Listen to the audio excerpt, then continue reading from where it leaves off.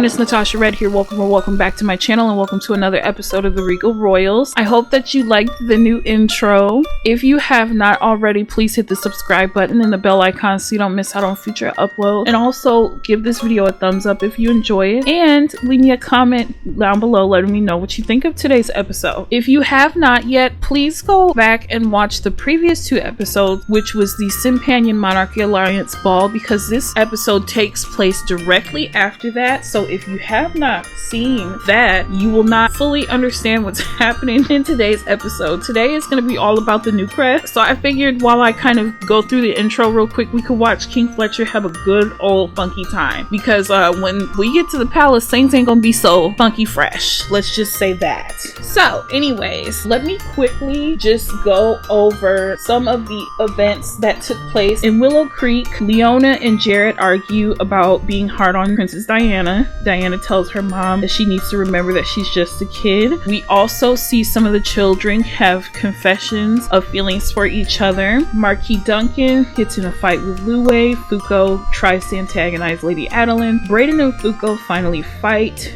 Jewel and Tony do something very serious that makes global news, and also another set of children confesses their feelings for each other. Clara and Osmal act awkward towards each other. Eleanor makes a very polarizing statement to Grand Duchess Harley. Hamish got caught sneaking a married woman into the prestigious ball that was for royals only, and as a result of all of the chaotic events that took place at the ball, Harry has the tough decision to decide if his allies want to align with the other kingdoms with all the chaos that took place. Syra and the other queens were offended by Marion's small kingdom's comment, and Aaliyah makes a polarizing insinuation to Clara. Fuko got his ass whooped by Marquis Duncan. Luwei gets caught by family being mean to Dayu. Fuko and Braydon fight, and Empress Lena was also offended by Queen Marion. And then in Sulani, which we'll focus on in more details when we meet the full Sulani kingdom, Palama and her aunt Manon have a minor confrontation, and we learn that Duchess Manon is Palama's aunt and Edith's wife. So a lot of things happen, and that's just some of the events that took place. But today's focus is going to be on the consequences for the Newcrest kids and even some of the adults, Marquis Duncan, that will take place as a result of their behavior at the ball. In addition to watching those two episodes, you should also check out my Simstagram, which will be linked in the description bar, because it also has some in-depth story posts that add a little bit more dynamics to the conversations and some of the events that took place at the ball. Without further ado, let's go on ahead and get started with the episode. Okay, you guys, so we are in Tartosa, and the ladies are actually making their way over to the beautiful fountain. I apologize for the glitchiness. If you see it, somebody's outfit is glitching. I'm about to figure out whose it is. I thought it was Adeline's, but I changed her outfit already. Somebody, is it Song? Okay, I'm gonna change Song in a minute. Does this ever happen to you guys where they wear certain outfits and then they just glitch out of nowhere? I'm so sick of that. And if you know how to fix that, please let me know, because it doesn't matter like what CC creator or what article of clothing it is, it just kind of randomly happens. That's why I had to change so many outfits at the ball. But anywho, and it just like, it's so random because it'll decide, pick and choose when it wants to do it or not. Oh, she's a very important townie, isn't she, you guys? That's the lady that was in the trailer. Maybe we could have Addeline say something to her like, hi lady, do you know anything about this town? Friendly introduction yet. Aw, I like her because she's respectful even though they're clearly celebrities. She's not like super intrusive on their space. That's really nice. Where are the other ladies at? Let me have Amy tell them to sit together because they're in a club called the Girls. So I made a club. The ladies are here to discuss and just kind of hang out with Addeline as she does some bridal planning. Since Tartosa is the area that is known for love, I figured that it would be cute to have the girls come together and have some bridal planning. Oh, the other lady's here too. Where is she? Song said hi to her. I don't see her. She said hi to her all the way over there. I can't. Oh, that's so cute. Okay, yeah, come on over, girls. Yeah, say hi to her too, Addeline. Oh, funny introduction. She seems like she has some personality. Okay, but Palama decided to join us. She is, wait, what's wrong, Palama? I can't. But yes, you guys are gonna start seeing Palama a lot more. So I am still trying to decide, but I believe that the way that I'm going to set up the Kingdom of Sulani is that Tartosa will also be a part of Sulani. So we'll say that Sulani will be the more traditional part where royals live, and then Tartosa will be for nobles and common folk and tourists. So I don't know, even though they're not really the same aesthetic, I just love all the water and beachiness and, you know, just sunshiny vibes here. So I think that's what I'm gonna do. Let me know what you guys think of that though. But are all the ladies here? Where's Aaliyah?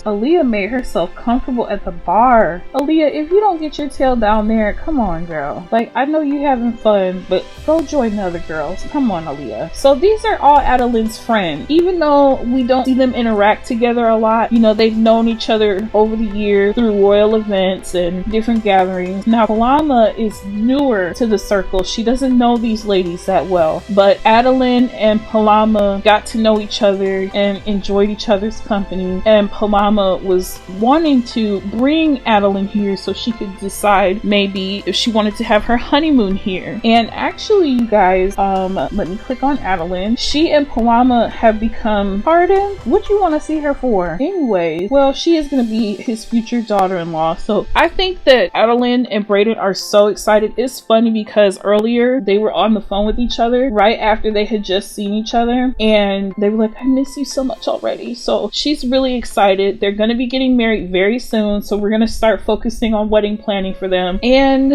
you know, she just wanted to bring her girls to check out Sulani. I think it's very nice that Song is here because, you know, she is not a royal, but Braydon and Addeline believe in treating people as equals despite their status. Not every royal thinks that way, but that's why Song is here. She actually has a good friendship with Song as well. So I think, oh, that is so sweet. Song is like, I know you're probably stressed out from the wedding planning and whatnot. Wait a minute. Hold on. Wait a minute, you guys. I just gotta make sure she's not flirting with Song. Okay. I just have to make sure because I see that Song is in a flirty mood. Okay. But maybe Song is just feeling, you know, the romantic atmosphere and aura here. And Addeline is asking Song, hey Song, I'm just curious, do you have anybody that you're interested in? Because Song is finding this so fascinating. She's like, you know, I know you had your marriage arranged, but you know, for a regular old common girl like me, I just have to just fish out what's out in the sea, you know? She's telling her, you know, I do have a little crush on somebody, but it's a secret. And so she's telling Addeline about it. Now, Amy was crying a second ago. What's wrong with Amy? Feeling valuable. Okay, but why was she familial distress?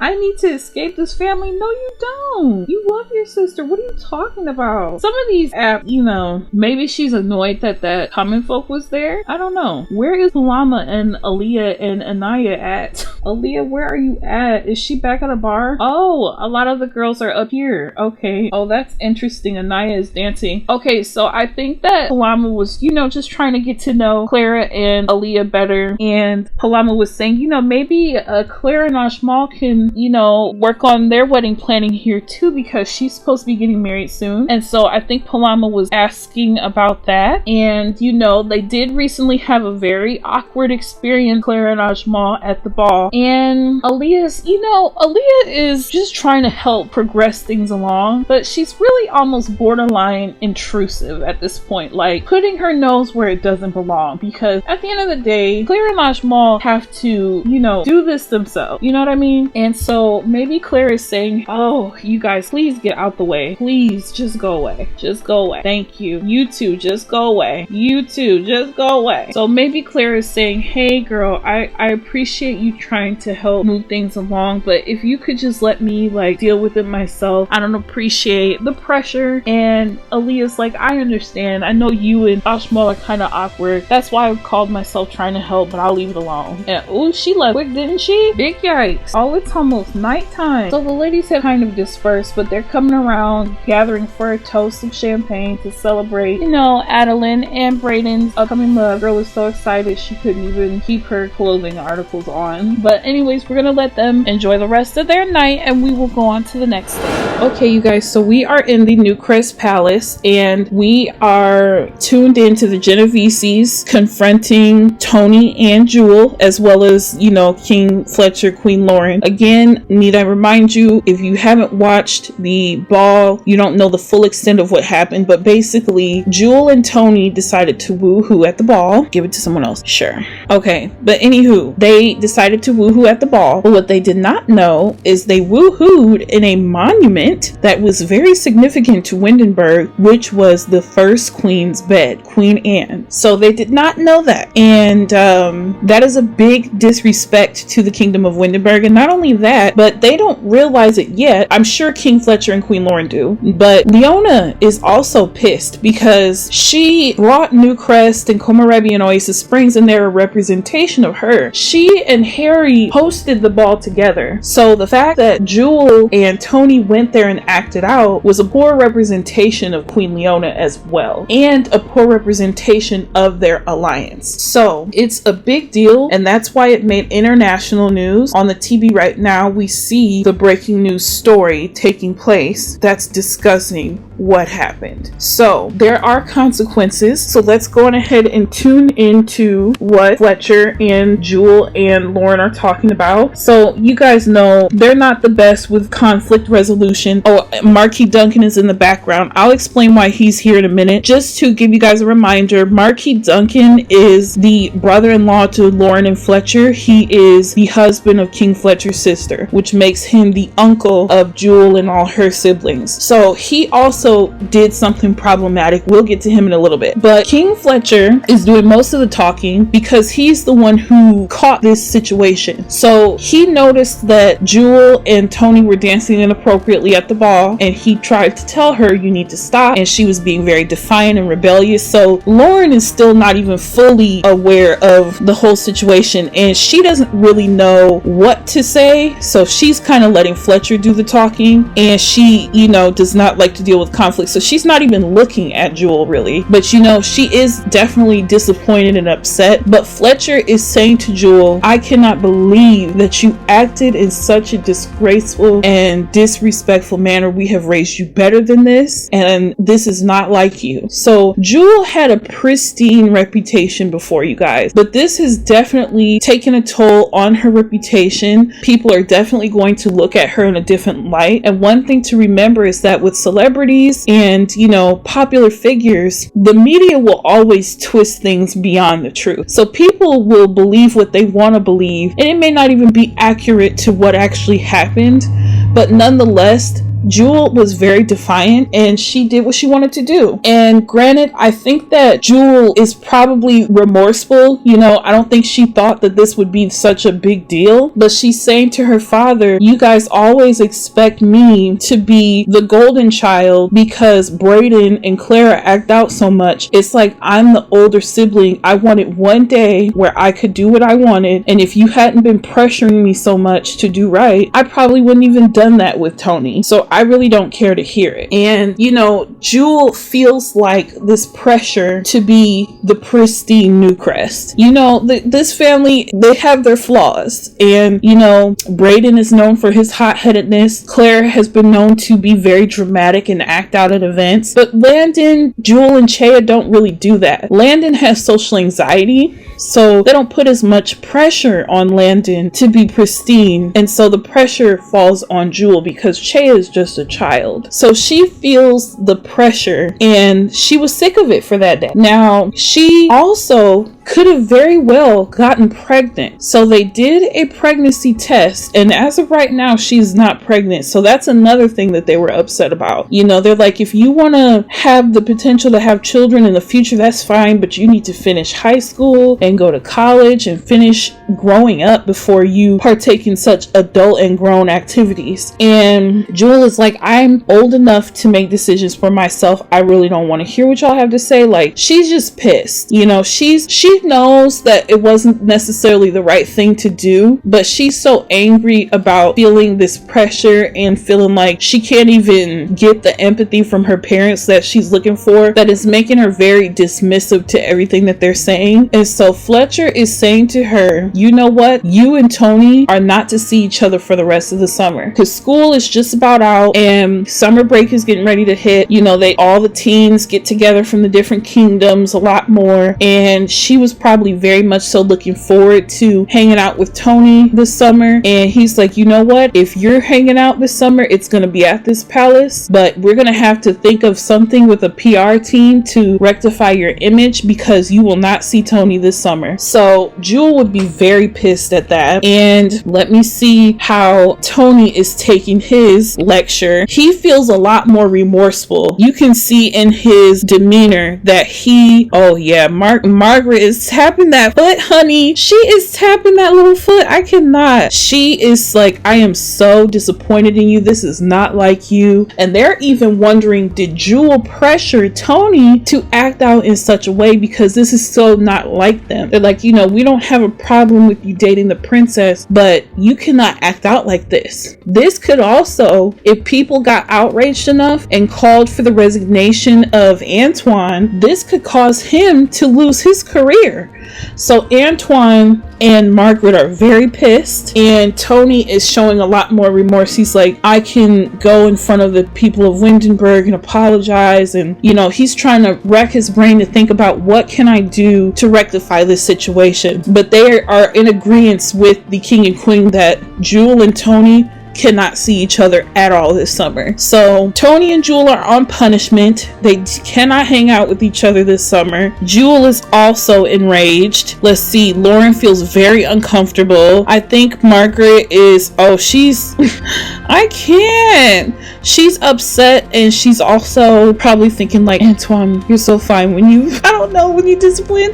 I don't know what is going on. But they've been over here for several hours trying to like brainstorm with their PR team what the solution is going to be. So I think that the conclusion is that Jewel and Tony are going to have to go back to Windenburg and apologize, as well as to Queen Leona as to apologize as well. And they're probably going to have to do some type of community service, especially Jewel, because Tony is, you know, he's a public figure as well, but Jewel is a bigger celebrity and a bigger figure, and was known for being the unproblematic Newcrest. You know what I'm saying? So, she's got a lot to say. She's pissed that they're not letting her see Tony, and they're going to take her cell phone and everything. She's not going to be able to communicate with him at all. So now let's get to Marquis Duncan and why he's here. Now, Marquis Duncan is also in some hot fire, and really Braydon should be up here too. We're gonna deal with Braydon and Fuko in just a minute. Now, Marquis Duncan is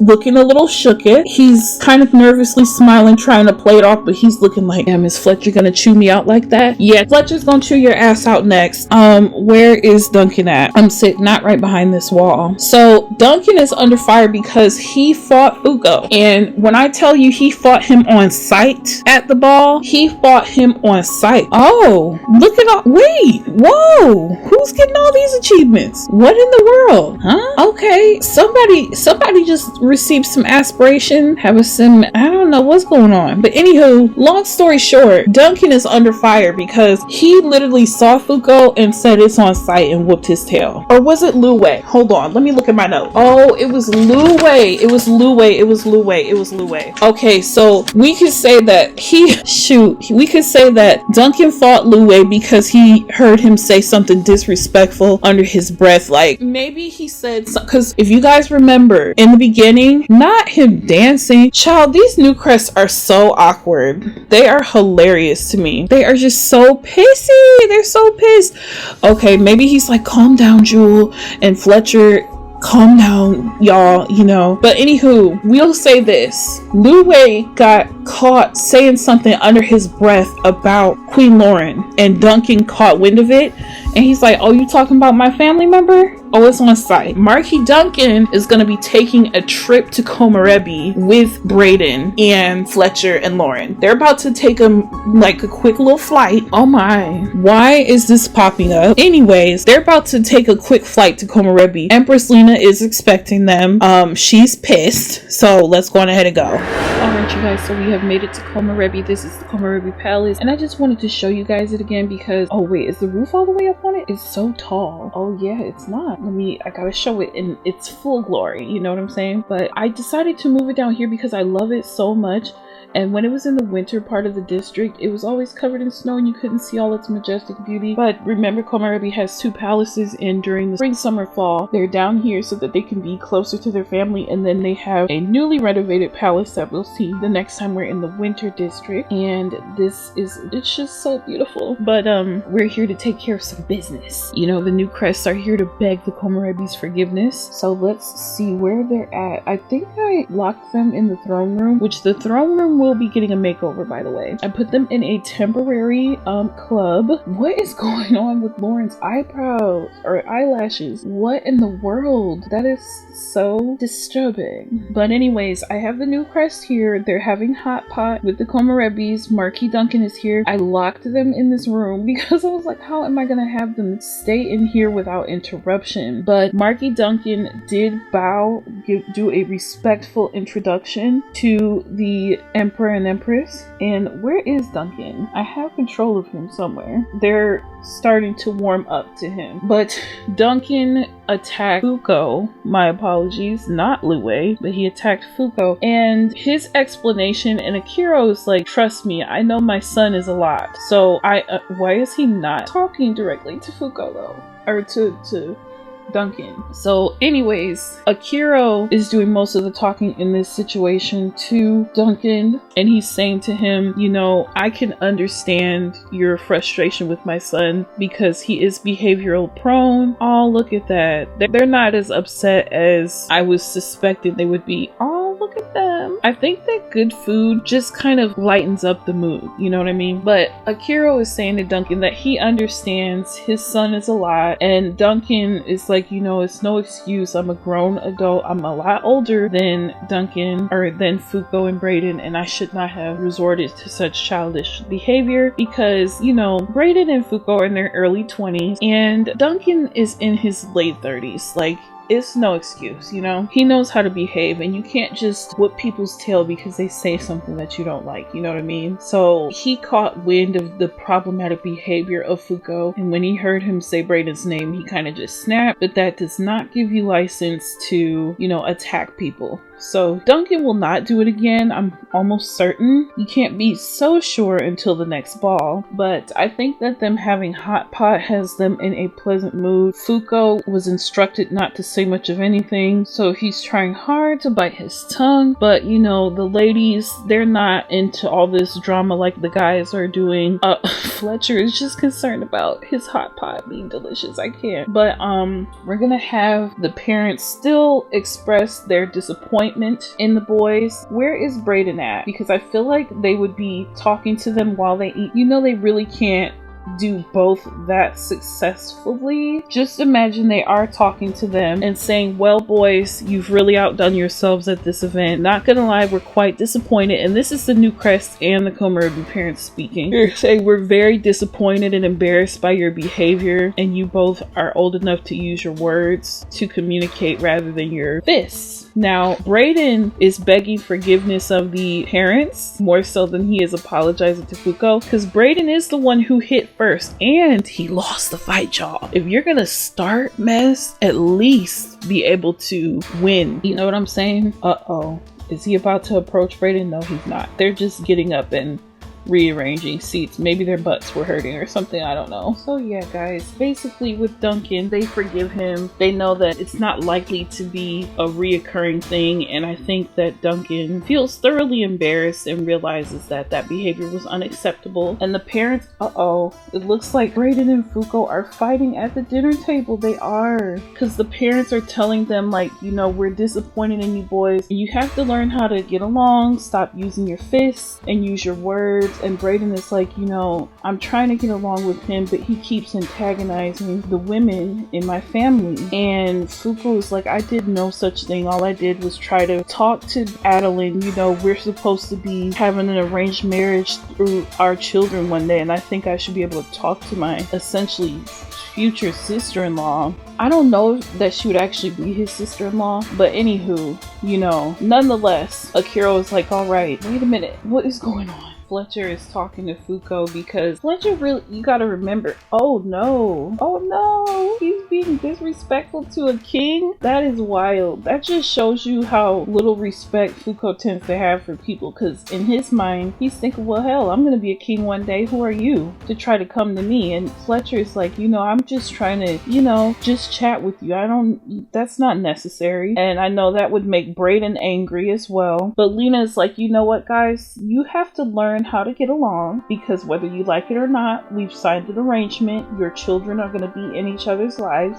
You guys are going to be in each other's lives way after we're gone. So you have to learn how to get along now. And the fact that y'all fought in Windenburg is a very bad look for our alliance and our kingdom. So you're going to go to Windenburg together and beg for forgiveness. And you guys are going to do something together to help appease the public's image of y'all. Because Komarebi has always been like the quiet, tucked away kingdom, minding their own business. And now that they've infiltrated themselves with this alliance, can y'all do that at home? What is wrong with them? Anyways, they have become infiltrated into the mainstream media because of joining this alliance and whatnot. So Lena is setting up something right now, and she's like, yes, the boys, they need to go camping. They're going to go camping to learn how to bond together. And I'm sure that the PR team will call this a reconciliation retreat. They're going to put on a positive face for the public, because the public needs to believe that they are actually friends in their alliance. So that is what's going to happen with them. You know, Braydon, he apologized for putting his hands on Fuko, but he's like, you know, Fuko brought me to that point because he kept talking smack and la-di-di, la-di-da. He antagonized my fiance right in front of my face. And, you know, Lena has told him to not bother any of the women in Newcrests, and it seems like he's willing to continue on that path just to get a rise out of folk, and it's not okay. So they're going to be going camping or doing something secluded from royalty for a little bit so they can learn how to get along like grown-ups should be able to. And they're not too thrilled to be doing that together, because all Braydon cares about right now is his wedding plans. But he understands that they have an image to obtain, and you know, they've got to do better than this. So yeah, guys, the main conclusion is the Komarebis are not as upset as we expected they would be, because they know that Fuko is an instigator. He's disrespectful, you know, he's problematic. He probably had it coming around a little bit, you know, but they're gonna have them go do a bonding type of event together so that they can learn how to get along, especially for the sake of their future arrangement. And I'm sure Braydon probably mentioned, you know, speaking of that, I would like to discuss that with you all, because I'm not sure that my future wife is okay with that. We have a big problem with having an arranged marriage with somebody who we don't even like for our social circle, let alone, you know, our kingdom and our lineage. So I'm sure the Empress Lena and Akira would be like, oh, whatever do you mean? Like, you're not trying to turn back on the you know, agreement that we made, are you? And Lauren and Fletcher are like, oh, absolutely not. That is not what is going to happen, because we are a kingdom of our word, so you'll have nothing to worry about in that regard. So with that being said, I think maybe he's saying it was a pleasure to meet you. Thank you for your forgiveness. But you better watch your hands, Duncan, before you get your ass whooped by Akira. But anywho, you guys, we're gonna go on ahead and end this episode here, because, you know, we basically have learned of some of the consequences that are going to take place.